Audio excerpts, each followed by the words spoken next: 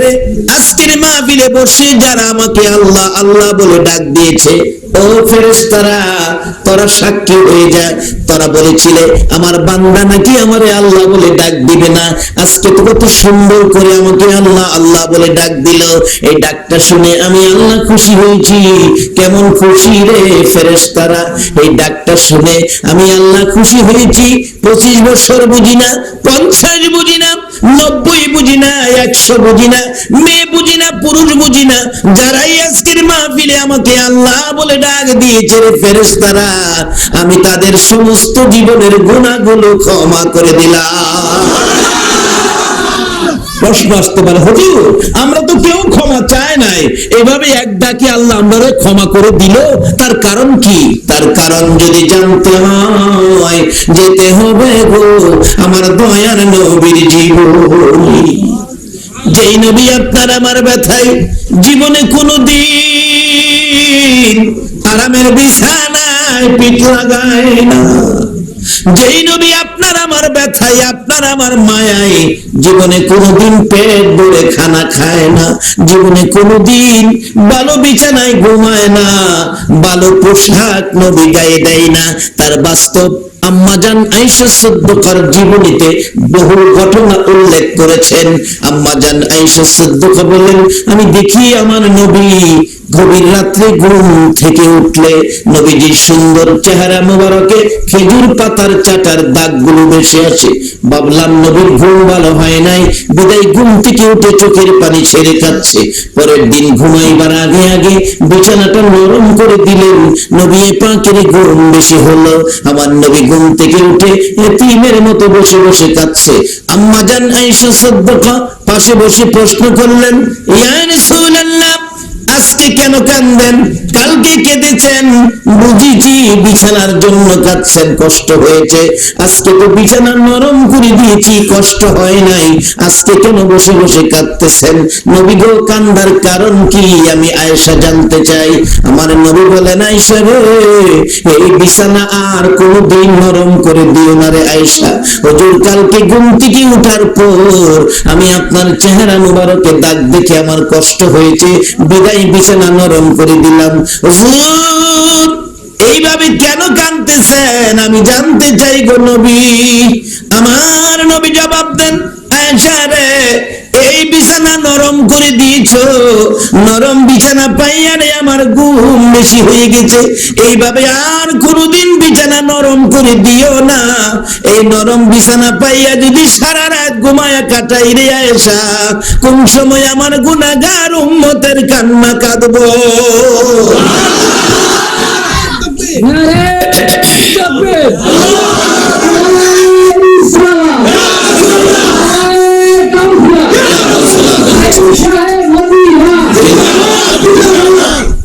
মাশাআল্লাহ, সবাই বলুন জিন্দাবাদ জিন্দাবাদ নবীর সেনা, জিন্দাবাদ জিন্দাবাদ জিন্দাবাদ নবীর সেনা। আমল করো নামাজে রোজা কায়েম করো সুন্নিয়াত, আমল করো নামাজে রোজা কায়েম করো সুন্নিয়াত। জিন্দাবাদ জিন্দাবাদ নবীর সেনা, জিন্দাবাদ জিন্দাবাদ জিন্দাবাদ নবীর সেনা। নবীজির আশিক যিনি মরে ও মরে না তিনি, নবীজির আশিক যিনি মরে ও মরে না তিনি। কাফন পরে ঘুমিয়াছে গাউসুল আজম বগদাদ, কাফন পরে ঘুমিয়াছে গাউসুল আজম বগদাদ। জিন্দাবাদ জিন্দাবাদ নবীর সেনা, জিন্দাবাদ। আমার ভাইরা, যেই নবী জীবনে কোনদিন আরামের বিছানায় ঘুমায় না, রাত্র ভরে ঘুমায় না, উম্মতের মায়ায় কান্দে, এই জন্যই তো আজকে একটা ডাক দেওয়ার পর আমার আল্লাহ আমাদেরকে মাফ করে দিলেন। আম্মা জান আয়েশা সিদ্দিকা বলেন, কেন এই নবীর উম্মত মাপ পাবে না? আমি দেখেছি আমার নবী উম্মতের মায়াই কত, উম্মতের ব্যথায় কত ব্যথিত। আমার নবী গোসল করে হুজরায় ঢুকলে অনুমতি চাইলাম, ইয়া রাসূলুল্লাহ অনুমতি দেন, আপনার চেহারা মুবারকে তোল মালিশ করব। অনুমতি পাইয়া তোল মালিশ করার জন্য যাইয়া দেখি আমার নবীর চেহারা এত সুন্দর, চোখ ফেরানো যায় না। এই সুন্দর চেহারার মাঝে মাঝে কালো কালো দাগ গর্ত হয়ে আছে। প্রশ্ন করলেন, ইয়া রাসূলুল্লাহ আপনার কি ছোটকালে কোথাও কোনো ব্যথা পেয়েছিলেন? কেন রে আয়েশা? মাঝে মাঝে কালো দাগ গর্ত হয়ে আছে, ছোটকালের দাগ বড় হইলেও মুছে যায় না। আমার নবী চোখের পানি গুলো ছেড়ে ছেড়ে কান্দে, আয়েশা না রে, এই দাগের কথা আমার মনে করিস না রে আয়েশা, এই দাগ সম্পর্কে প্রশ্ন করিস না, এটা ছোটকালের ব্যথার দাগ নয়, এই দাগ গুলো হলো রে তাইবের জমিনের যুবকদের পাথরের আঘাতের দাগ। বাবা যুবকেরা, কারা গো আজকে সেই নবীর ভালোবাসায় বসে আছো? তোমাদের মতোই এক বয়সের যুবকেরা একদিন আমার নবীকে মারতে মারতে 3 বার করে বেহুশ করে সারা চেহারায় কালো দাগ বসিয়ে দিয়েছিল। আজকে যারা সেই নবীর ভালোবাসায় বসে আছো, আমার মন বলে তোমাদেরকে না লইয়া আমার নবী ফুলসিরাতের ফুল পার হবে না।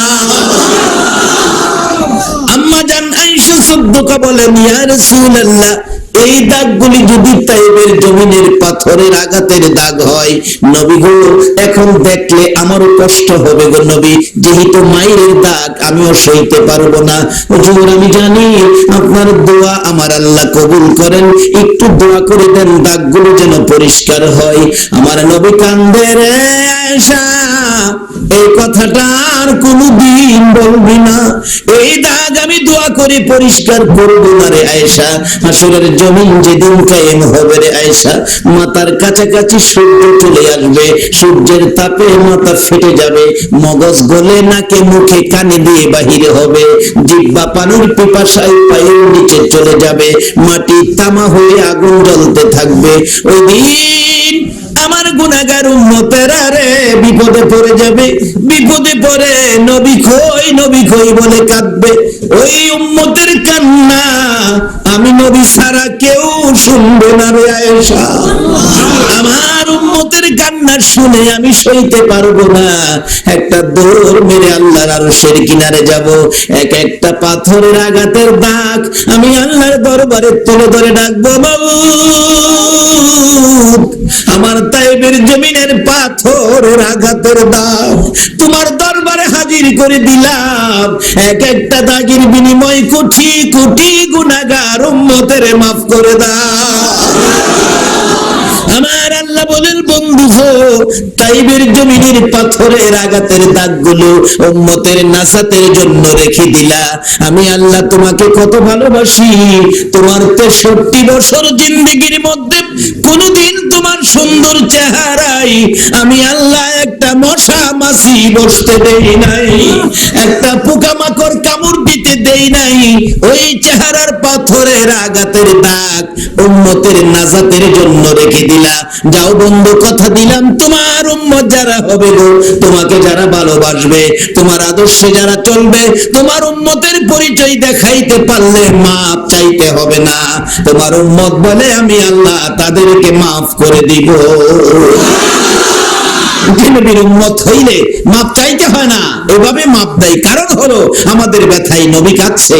আজকে সে নবীর উম্মত হতে আপনারা কি রাজি আছেন? আল্লাহ বলছে, তোমরা মাইনা নাও, আমি তোমাদের দুর্বল করে বানাইছি, কারণ আমার সাথে কোলাইতে পারবো না, তোমরা দুর্বল। যেমন প্যান্ডেল না কালকে বাইঙ্গেল এগুলিকে দুর্বল করে বানাইছে, আমরাও ময়রা জমদিকে আল্লাহ আমরা কি করে বানাইছে লং জিগাই। প্যান্ডেল তো বাঁশের খুঁড়ি দিয়ে বানাইছে দুর্বল করে, কালকা ভাঙ্গেলাই ওদিকে আল্লাহ তো বললো আমরা দুর্বল করে বানাইছে মেরাজম দেখা, আমরা কি দিয়ে দুর্বল করে বানাইছে লং জিগাই। অন্য নবীর উম্মতেরা আবার জিগাইবার সাহস পাইতো না, কারণ কোন কোন জিনিস জিগাইলে আল্লাহ ধমক মারত, এই নবীর উম্মতের ধমক টমক দেয় না। সুবহানাল্লাহ বলো। আর যদি নবীর উম্মতের কিছু ভুল ত্রুটি হয়ও দমক না দিয়া নবীরে ডাইকা কয়, কুলিয়া ইবাদিয়াল্লাযিনা আসরাফু, নবীজিরে ডাইকা কয়, কুলিয়া ইবাদিয়াল্লাযিনা আসরাফু আলা আনফুসিহিম। আল্লাহু আকবার বলুন। লা তাকুনাতু মির রাহমাতিল্লাহ ইন্নাল্লাহা ইয়াগফিরুয যুনুবা জামিআ ইন্নাহু হুয়াল গাফুরুর রহিম।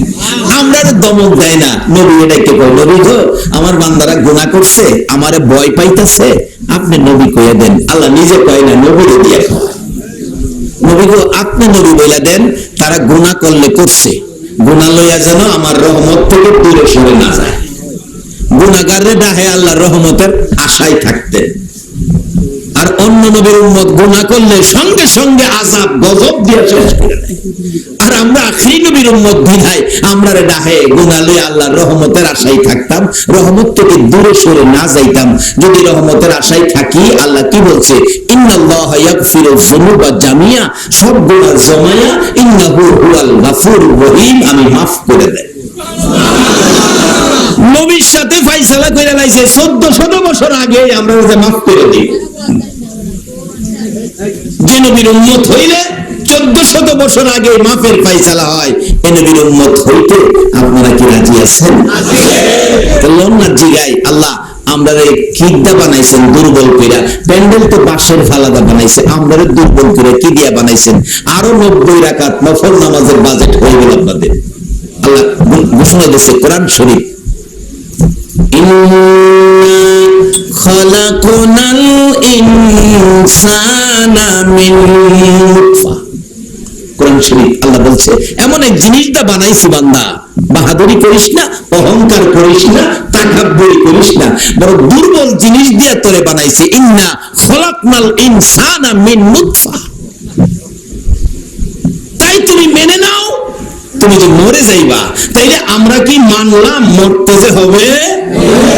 কিন্তু মরতে যে হবে, মরার পরে যাইবেন কোন ঠিকানা? ঠিকানাটার নাম বলুন তো, সবাই বলুন। কবরে যে যাবেন, কবরের অবস্থা কেমন? কেউ কি খবর নিছেন? আজকে বিদেশ গেলে খবর নেই, মা একদিকে খবর নেই, বাবা আরেকদিকে খবর নেই, বড় ভাই আরেকদিকে যায় খবর নেই। আমার ভাইটা দুবাই যাবে, এলাকাটা কেমন, পরিবেশ কেমন, বেতন কেমন, খাবার দাবার কেমন, সুখ সুবিধা আছে কিনা, এত খবর নিলেন। অথচ ভাইটারে পাঠাইলেন, সুবিধা না হয় 6 মাস পরে আবার ফিরা আইসা পড়তে পারবে, তারপরেও এত খোঁজ খবর নিলেন। যেই কবরে গেলে আর জীবনে আসা যায় না, এই কবরে যাওয়ার আগে তো একদিন কেউ খবর নিলেন না কবরটা কেমন। আগেকার মুরব্বীরা এই কবরের চিন্তায় পড়লে রাতে ঘুমাইছে না, বাড়ি ঘরের দিকে তাকায় কাঁদছে। কি বলে? মিছামিছি কাটাইলাম জিন্দেগি, বলুন, মিছামিছি কাটাইলাম জিন্দেগি, চোখে দেখা হারাইলাম বন্দেগি, হাইরে চোখে দেখা হারাইলাম বন্দেগি। কার বাবারি, কার বাগর, কার বাকি, কার বাবারি, কার বাগর, কার বাকি,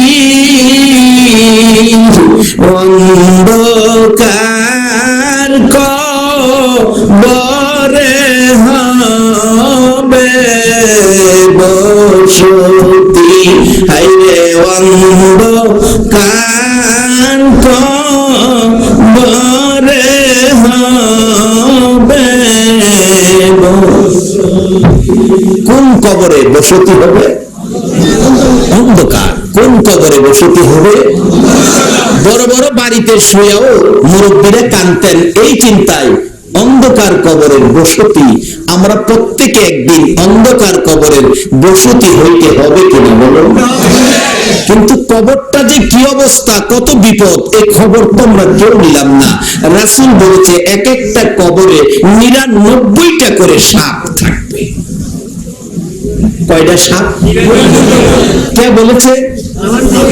নবীজির কথা কি সত্য? ও নবীর আশিক, নবীর একটা ওয়াজ বাড়িতে নাও, 99টা সাপ। এমন কবরে যদি কারো মা বাবা থাকে, মা বাবার জন্য দুয়ার মাহফিল করা সন্তানের দরকার আছে কিনা? এই সন্তান একটাই পাইলাম আপনাদের আজিম পাড়া ঈশানগরে। কেমন বাবা, কেমন মা এই সন্তান জন্ম দিলেন? মা বাবাকে বলে নাই, বাবাকে কবরে রেখে এত বড় দোয়ার মাহফিলের আয়োজন করেছে। কত টাকা খরচ মা বাবার উদ্দেশ্যে খরচ করেন, তার বাস্তব কি হবে? একজন আল্লাহর ওলির জীবনী। আল্লাহর ওলি কবরের পাশে দিয়া, কবরস্থানের পাশে দিয়া রাস্তা হাইটা যাইতেছে, এমন সময় দেখে এই পাশে, কবরের পাশে, রাস্তার পাশে কবর, একটা লোকের কবর, আযাব, ভীষণ আযাব হইতেছে। আল্লাহর ওলি অন্তরের চোখে দেখে লোকটার কষ্ট, উনি আফসোস করতেছেন, বাবারে তোমার কি কোনো সন্তানাদি নাই? দুনিয়ার থেকে তোমার জন্য কিছু দোয়া খায়ের করবে, সব রেসানি পাঠাবে। ওই লোকটা বললেন, হুজুর আমার কেউ নাই, আমার আগেই সব মৃত্যুবরণ করেছে, ছোট্ট একটা বাচ্চা মেয়ে আমি রেখে আসছি, আর কেউ নাই। মেয়েটা কোথায়? বললো কার বাড়িতে জানি কাজ করে খায়, বাচ্চা ছোট, কিছুই ছিল না। হুজুর তালাশ করে মেয়েটারে বাহির করলেন, মেয়েটা পুকুরে গোসল করতেছে। বললেন, মা গো তোমার বাবার কবরে ভীষণ আযাব, তোমার বাবার কষ্ট সহ্য করা যায় না। মেয়েরা সাধারণত বাবার লেগে মায়া একটু বেশি। মেয়েটা কাঁদতেছে, হুজুর আমি কি করব আমার বাবার জন্য? বাবা কিছু খরচ করো, কিছু দোয়া খায়ের ব্যবস্থা করাও। মেয়েটা কাঁদতেছে, হুজুর 10টা পায়ও নাই, আমি কি করব বাবার জন্য, আমি যে গরিব। অবশেষে বাবার কষ্ট সহ্য করতে না পেরে কিতাব লেখে ডাকতেছে, হুজুর আল্লাহওয়ালা মনে হয়, আল্লাহর ওলি মনে হয়, আপনি একটু কাছে আসেন, আমি তো গোসল করতেছি, এই পুকুরের পানির কাছে আসেন, আমার কিছুই নাই খরচ করার মতো, আমি পুকুরের পানি খরচ করে আপনার পায়ের দলিবালিগুলো পরিষ্কার করে দেই, আপনি দোয়া করেন আল্লাহ যেন আমার বাবার কবরের আযাব পরিষ্কার করে দেয়।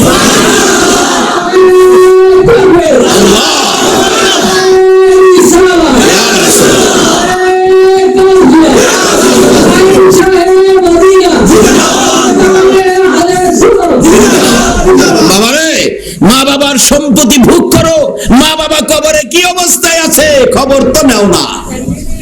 অথচ এই মা বাবা কি করত? তুমি চট্টগ্রামে থাকো,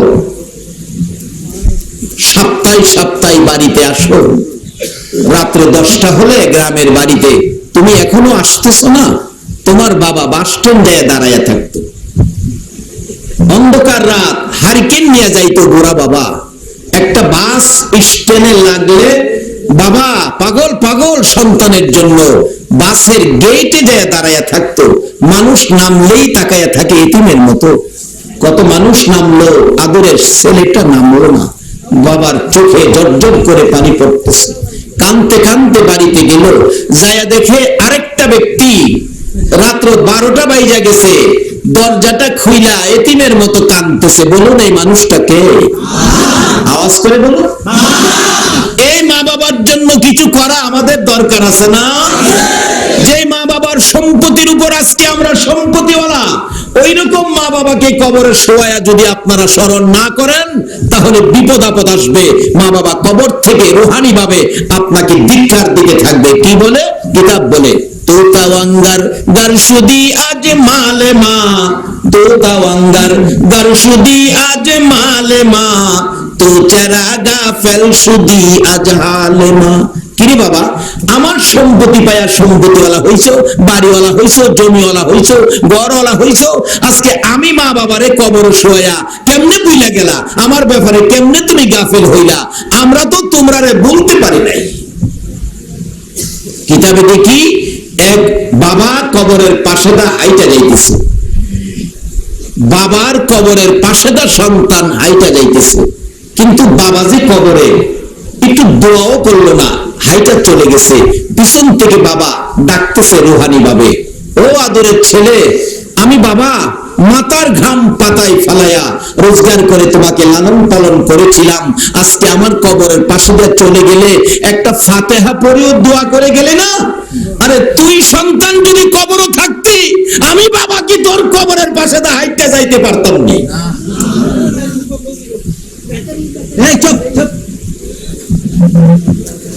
কোন বাবা কি সন্তানের কবরের পাশে দা যাইতে, সন্তানের জন্য কিছু না করে যাইতে কি পারত? বলতেছিলাম কবর থেকে মা বাবা ধিক্কার দেয়, কি বলে? সম্পত্তি আমার, বাড়ি আমার, ঘর আমার, আজকে আমারে ভুলে গেলি? আমরা তো তোমারে বলি নাই, কাজেই মা বাবার জন্য কিছু করা আমাদের দরকার, করলে কি হয় সেটা বাস্তব বলতেছিলাম। অলির জীবনী, উনি বলেন বাচ্চা মেয়েটা আমার পায়ের দড়িবালি, পুকুরের পানি কিছুই তো নাই, পুকুরের পানি খরচ করে আমার পায়ের দড়ি সরাইয়া বাচ্চাটা কাঁদতেছে আর বলতেছে, হুজুর আমি আপনার পায়ের দড়ি সরাইছি, আল্লাহরে বললেন আল্লাহ যেন আমার বাবার কবরের আযাব সরায়। এটুকুন শেষে আল্লাহর ওলি আবার ফিরে যাইবে, কবরের পাশে যাইয়া দেখে তার বাবার কবরটা বেহেশতের ফুলের বিছানা করে দিয়েছে। আল্লাহর নবী জিজ্ঞেস করলেন, কি রে বাবা, কিছুক্ষণ আগে তোমার ভীষণ আযাব ছিল আর এখন তোমার আযাব নাই, বেহেশতের বাগান, ফুলের বিছানা। ওই কবরের ব্যক্তি বলছে, হুজুর আপনি যখন আমার মেয়েকে তালাশ করে কিছু করার জন্য বলছিলেন, মেয়েটা তো কাঁদছিল, আমার কিছুই নাই, পুকুরের পানি খরচ করলো, যেহেতু তার কিছু নাই, পুকুরের পানি খরচ করে যখন আপনার পায়ের দড়ি সরাইয়া বলছিল, আল্লাহ আমি তোমার ওলির পায়ের দড়ি সরাইলাম, তুমি আমার বাবার কবরের আযাব সরাও। হুজুর এটুকুর বিনিময়ে আল্লাহ আমাকে মাফ করে বেহেশতের বাগানে বসাইয়া দিয়েছে। এই আল্লাহ কি এখনো আছে? তাইলে এই আল্লাহর দরবারে মা বাবার জন্য কিছু করা দরকার আছে কিনা? ও মুসলমান, সব বইলো, মা বাবারে বইলো না। যে মা বাবার ওয়াজ কোরআন শরীফে আমার আল্লাহ করেছে, অথচ আল্লাহর মা বাবা নাই। আমার নবী করেছে, অথচ নবী মা বাবার ব্যাপারে কত দুঃখের দুঃখী, জীবনে কোনোদিন একদিন বাবা কইয়া নবী ডাকতে পারে নাই।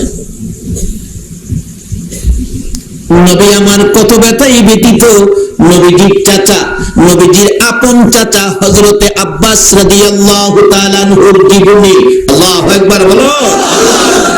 হযরতে আব্বাস বলেন, রবিউল আউয়ালের 12 তারিখ আমার ভাতিজা দুনিয়ার জমিনে আগমন করেছে।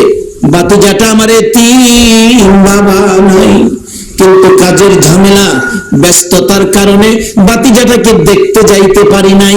দেখার সুযোগ করেছি 3 দিন পর। 3 দিন পর 12 তারিখ দুনিয়াতে আসলে 3 দিন হয়ে গেলে বলুন চাঁদের কত তারিখ হয়েছে? 15 তারিখ রাত্রে, গভীর রাত্রে নবীজির আপন চাচা হযরতে আব্বাস বলেন, ভাতিজাকে দেখার জন্য নিজেকে নিজে চাপ দিলাম, এরে আব্বাস ভাতিজা হইল, বাবা নাই, তুমি চাচা হইতো ভাতিজারে কোলে নিতে হবে, কেমনে রে 3 দিন পর্যন্ত দেখতে গেলি না? আব্বাস 3 দিন পর গভীর রজনীতে রওনা হয়েছে আপন ভাতিজাটাকে দেখবে। যাইয়া গভীর রাত্রে নিরিবিলি যাইতে আমিনার ঘরের পাশে যাইয়া দেখে ঘরের ভিতরে এত সুন্দর লাইট দেখা যায়। তখন তো জেনারেটর ছিল না, বিদ্যুৎ ছিল না। নবীজির চাচা আব্বাস বলেন, এত বড় লাইট কোত্থেকে আসলো? দেখি ঘটনাটা কি। দরজার কিনারে দাঁড়াইয়া দরজার ফাঁকে দিয়ে ভিতরে তাকাইয়া দেখে, গো এটা দিয়ে দুনিয়ার অন্য কোনো লাইট নয়, এটা দিয়ে আমার ভাতিজা পূর্ণিমার চাঁদের চাইতে সুন্দর দেখা যায়। আব্বাস বলেন, রে আব্দুল্লাহ, দেখা গেলি না তোর কেমন সন্তান হইছে, যাকে এক নজর দেখলে কলিজা ঠান্ডা হয়ে যায় রে আব্দুল্লাহ। আর আব্দুল্লাহর দিকে তাকায় ডাইকা কাঁদতেছে, নবীজির চাচা আব্বাস আপন চাচা ছিলেন। অবশেষে ভাবলেন দেখবো মন ভরে ভাতিজাকে, দরজার ফাঁকে দিয়ে তাকিয়ে আছে, কাউরে ডাক দেয় না। আবার দেখে আমার নবীর শিষ্য নবী যে দুলনাটার মধ্যে শোয়া ছিল, কাছে কেউ নাই, মানুষ নাই, মানুষ ছাড়াই দুলনাটা এইভাবে দুলতেছে। হযরতে আব্বাস বলেন এ কি আশ্চর্য, মানুষ ছাড়া দুলনা দুলবে কিভাবে, দেখি আরো কি ঘটনা ঘটে। আবার দেখে আমার নবী দুলনায় শুয়ে এই আঙ্গুল মোবারক আকাশের দিকে উড়াইয়া, আকাশের পূর্ণিমার চাঁদ, 15 তারিখের চাঁদ, একবারে ভর্তি চাঁদ, আমার নবী আঙ্গুল ইশারা করে চাঁদটা যেদিকে নিতে চাই, নবীজির আঙ্গুল মোবারক যেদিকে যায় আকাশের চাঁদ সেদিকে যায়। ডান দিকে নিলে ডান দিকে যাই, বাম দিকে নিলে বাম দিকে যাই। আমার নবী আঙ্গুল ঘুরাইলে আকাশের চাঁদ আঙ্গুলের সাথে ঘুরে। আল্লাহু আকবার।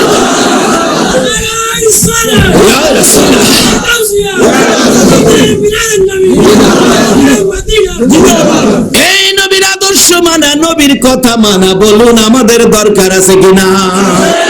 বাবারে, বিশ্বকাপের পাগল নয়, বিশ্বকাপের সমস্ত প্লেয়ারের পাগল যদি হও, বলো হাসরের ময়দানে আমার আল্লাহ নাজাত দিবে কিনা? দিবে? দিবে কিলো? সমস্ত বিশ্বকাপের প্লেয়ারের ফটো যদি কাফনের কাপড়ে করে লইয়া কবর যান, আল্লাহ মাপ দিব? আর এ নবীর ভালোবাসা লইয়া কবর গেলে রাত্রে গুনগুনায়া ঘুম ভাঙলে গাইবেন কি গান?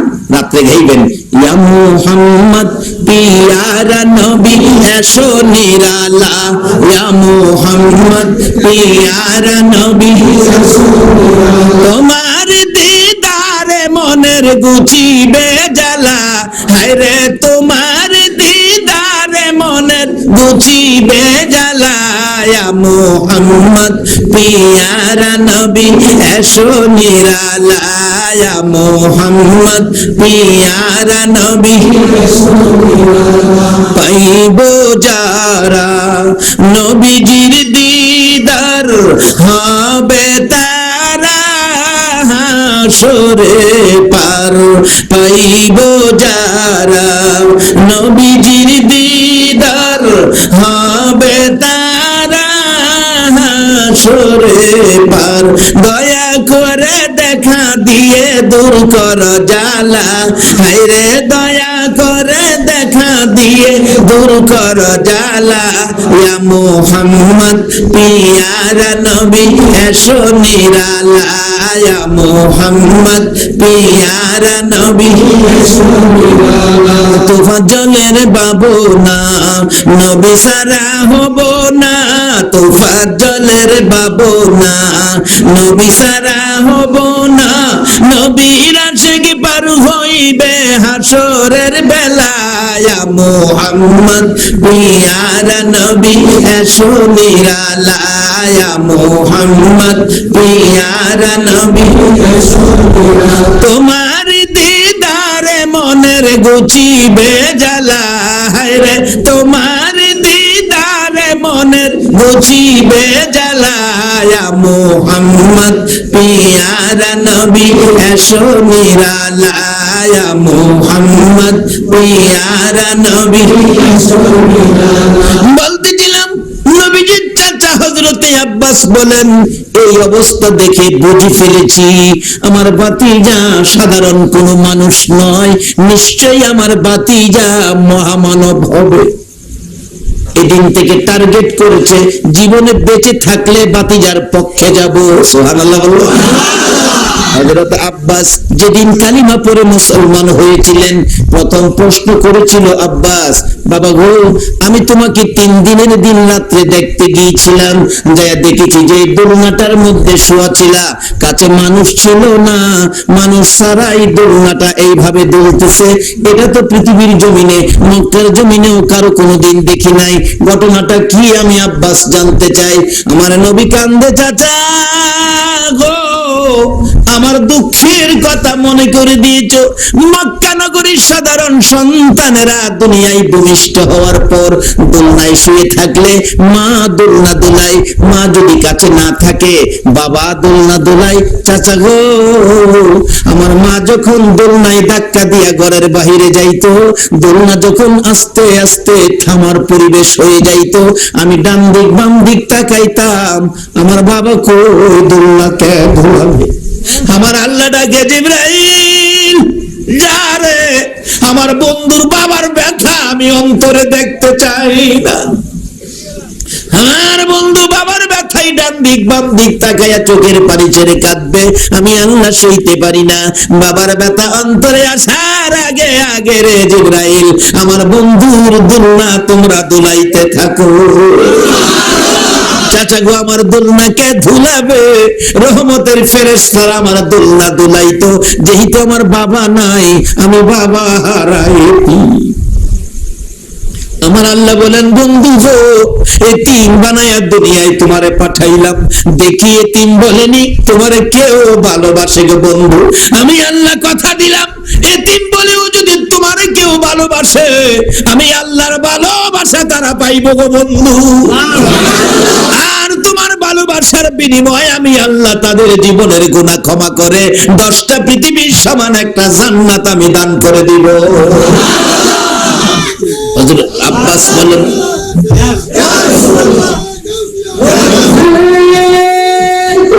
আল্লাহু আকবার, ইয়া রাসূলুল্লাহ, ইয়া গাউসুল আজম মুস্তাফা, জিন্দাবাদ জিন্দাবাদ জিন্দাবাদ। মাশাআল্লাহ, দরুদ শরীফ পড়ুন। আল্লাহুম্মা সাল্লি আলা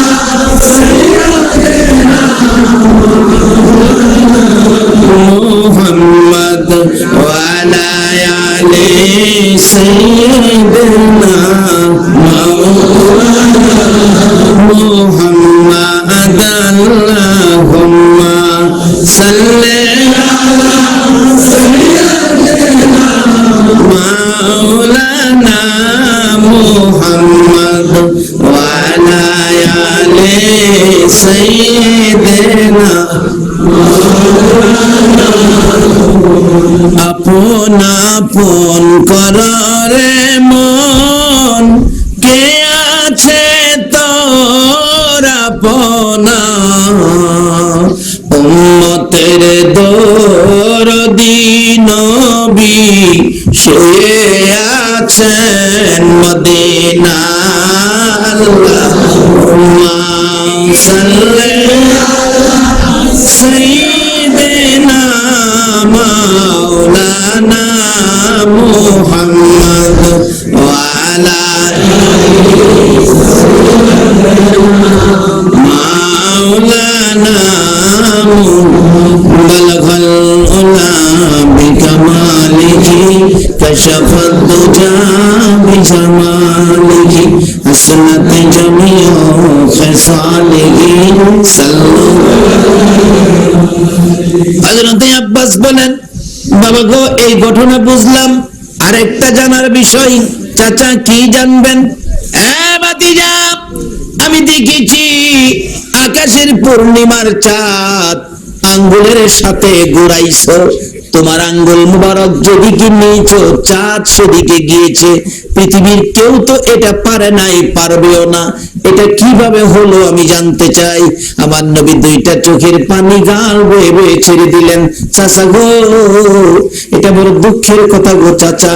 দুনিয়ার সাধারণ মানুষ, সাধারণ শিশুরা জন্মগ্রহণ করলে মা বাবা বড় আদর করে গো, মা বাবা বড় মায়া করে গো।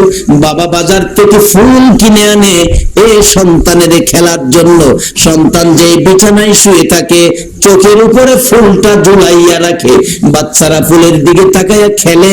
একটু বড় হলে ও আ শব্দ করে, আর একটু যখন বড় হয় 2টা হাত নাড়ায় ফুলকে ধরে খেলার জন্য। চাচা, মক্কার জমিনে এমন একটা ফুল কিনার মতো আমার কেউ ছিল না। আমি নবী খেলবো, একটা ফুল কিনে কে ঝুলাইয়া দিবে গো? আমার বাবা নাই, আমি আমি নবী যখন খেলতে চাইতাম, আমার আল্লাহ আকাশের পূর্ণিমার চাঁদ আমি নবী খেলার জন্য ফুল বানাইয়া ঝুলাইয়া রাখতো। বাবার অভাবী হইলে যদি আমার আল্লাহ সন্তানের প্রতি এত মায়া দেয়, এই মা বাবা কত গুরুত্বপূর্ণ জিনিস আমাদের বোঝা দরকার আছে কিনা? মা বাবা যদি কবর থাকে দোয়া করা বলুন আমাদের দরকার আছে কিনা? এটা তোফাজ্জল মৌলবীর ওয়াজ নয়, মুফতির ফতোয়াই নয়, সরাসরি কোরআন শরীফের ঘোষণাই। আল্লাহু আকবার বলো। বাবার আলোচনা লম্বা হয়ে যেতেছে, আপনাদের কষ্ট হইতেছে না তো? রাত্রে বেশি আপনাদের খারাপ লাগতেছে? খেলার লেগে মনটা যাইতেছে না? দেখেন একটা খেলা দেখেন যেটা ফাইনাল। কি দেখবেন? গত বিশ্বকাপে দেখছি যারা লেগে জীবন দিছে বাঙালি, আর্জেন্টিনা আর কি জানি ব্রাজিল, প্রথম রাউন্ডে দুইটা বাদ করে দিছে। আল্লাহ সাইক বাঙালি তোরা যে লেগে ভালো এটা ডুবাই দিছি যা। এরপরে দেখি যে নিশান উড়াইছে, এটা নামায় না, এটা বৃষ্টি ভিজা হইচ্ছা করে জমিনে পড়ছে। আল্লাহ কই হোসে এলামু এইটানের পিছনে দৌড়াদৌড়ি করা যাবে না। বলুন আর্জেন্টিনার ব্রাজিলের দাম বেশি না পিতা মাতার দাম বেশি? এটা কোরআন শরীফের ভাষায়, হাদিস শরীফের ভাষায় কি দাম আসুন আগে বাড়ি। আমি কি কথাগুলো বুঝাইতে পারতেছি? আজকে বলবো ওই বাবা বুদ্ধিমান জনাব মরহুম শরীফ আলী সাহেব কবরে যাওয়ার আগে এমন সুসন্তান দুনিয়াতে রেখে গেলেন, যার সন্তানেরা বাবার রূহের মাগফিরাতে পঞ্চম বার্ষিকী ওয়াজ ও দোয়ার মাহফিলের ব্যবস্থা করেছে। এমন সন্তান রাইখা কবরে যায়েন।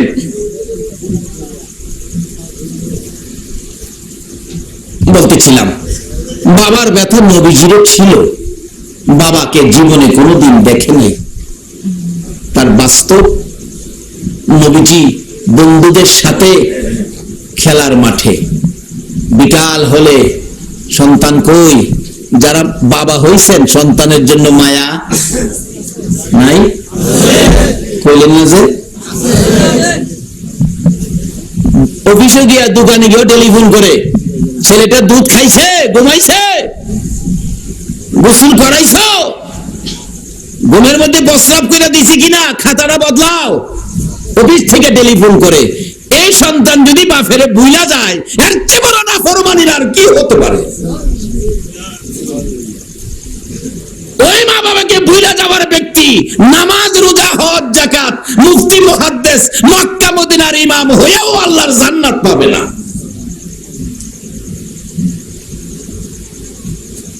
আজকে সেই সন্তান কিভাবে মা বাবারে বলে যাবে? বন্ধুরা, 6 বছর বয়স নবীর পুরা হয় নাই, মাঠের মধ্যে বন্ধুদের সাথে বিকাল হলে আইসা জিগায় বাবারা ছেলেটা কই? খেলতেছে। বাবা অফিস থেকে এসে, দোকান থেকে এসে, বাজার থেকে এসে ছেলেকে ঘরে না পাইয়া দৌড় দিলেন, যায় দেখে খেলার মাঠে টান্ডা কোলে নিছে, 2 গালে চুমো দিছে, পকেট থেকে খেজুর খুরমা বের করে দিয়ে চাপাইয়া বুকের সাথে গলায় আঞ্জায়া ধরেছে। আমার নবী তাকায় আছে, ব্যাপারটা কি, ঘটনাটা কি? অন্য ছেলেদেরকে প্রশ্ন করেন ব্যাপার কি, লোকটা কে, তাকে এইভাবে আদর করতেছে? সঙ্গীরা জবাব দেয়, ও মুহাম্মদ তুমি কি জানো না এই ছেলেটার বাবা হয় উনি? আমার নবী 2টা চোখে তাকিয়ে আছে, আরেকটা ছেলেকে কোলে নিলেন, আদর করলেন। বাবা আমার নবী তাকিয়ে আছে। এইভাবে একের পর এক সবাই যখন ময়দান থেকে বাবার কোলে উঠে বাড়িতে চলে গেল, শুধুমাত্র আমার শিশু নবী ময়দানে দাঁড়িয়ে আছে। বাবাদের দিকে তাকায়া তাকায়া ডাকে, মা, মা গো। খেলার সাথে সবাই বাবার কোলে উঠে বাড়িতে গেল, আমার বাবা কই? কেন আমার কোলে নেয় না? কেন আমার 2 গালে চুমো দেয় না? কেন পকেট থেকে খেজুর খুরমা বাহির করে আমারে দেয় না? কে দিবে গো এই বাসা, এই ডাকের জবাব? কানতে কানতে খোলা ময়দানে দাঁড়ায় আমার নবী অস্থির, বাবার ব্যথায় আমার নবী কান্দে। অবশেষে খবর পৌঁছলো মা আমেনার কাছে, তোমার আদরের সন্তান মাঠের মধ্যে কান্দে। একটা দৌড় দিয়ে আমেনা দৌড়াইয়া দৌড় বুকের সাথে চাপাইয়া ধরছে, বাবা গো বলো গো বাবা, কোন ব্যথায় তুমি কান্দো? মায়ের গলায় ধরে কাদের উপর মাথাটা ছেড়ে ডাকে, মা আমার বাবা কই গো, আমার বাবা কই?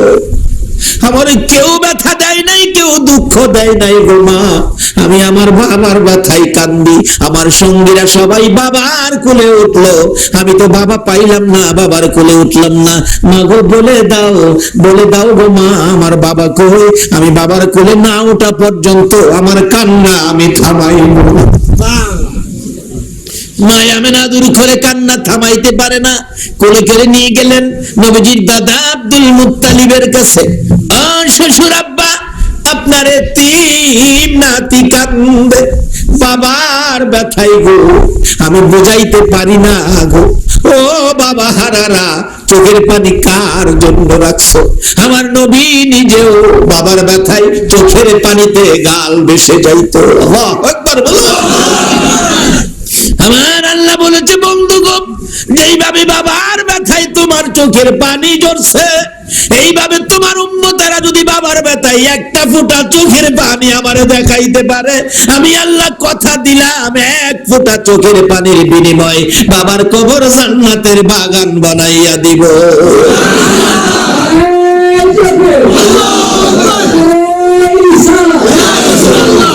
এই নবীর শিক্ষা, এই নবীর শিক্ষা আমাদের ঘরে নেওয়া দরকার আছে কিনা? এই নবীর পক্ষে থাকা আমাদের দরকার আছে কিনা? বাবার আসুন, থাকলে কি লাভ হবে? যাইতেছি মহব্বতে, আরো দুরূদ শরীফ পড়ুন। আল্লাহুম্মা সাল্লি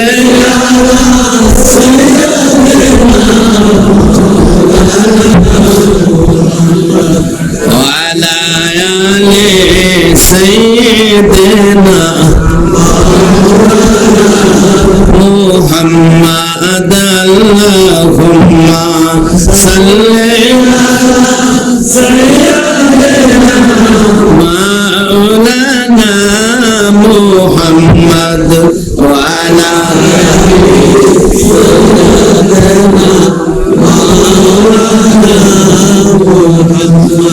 নবীর মায়া ছেড়ে মানুষ